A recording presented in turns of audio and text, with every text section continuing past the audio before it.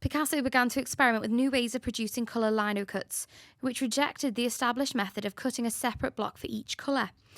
Instead, Picasso, impatient to see the results, progressively cut and printed from a single block, sometimes referred to as a suicide block by printmakers, as once the surface is gouged away, there's no going back.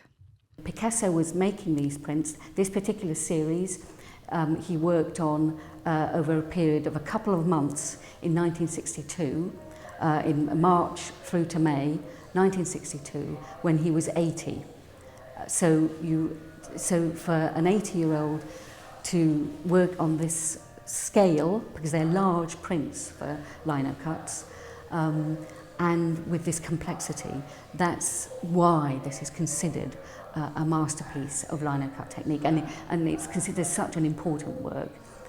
He hated the idea of sticking in one style, and so he was continually evolving and changing, and that's what sort of sent his rivals and friends absolutely spare, because people like Matisse, who was both a friend of Picasso's but also a rival, he was just amazed by Picasso, because Picasso was all continually changing from his early career, when of course in his 20s he helped develop Cubism, which totally transformed the way that artists viewed the world and depicted the world.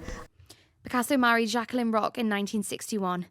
They'd been wed less than a year when he produced a series of prints of her reading.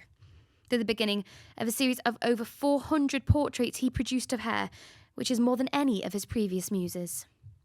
The British Museum have very generously lent them to us for a period of 6 months, so they're here until January 2017, and we've got a whole string of events that you can participate in, everything from kids' workshops to make Linocut prints for themselves, and there'll be a whole series of those in August.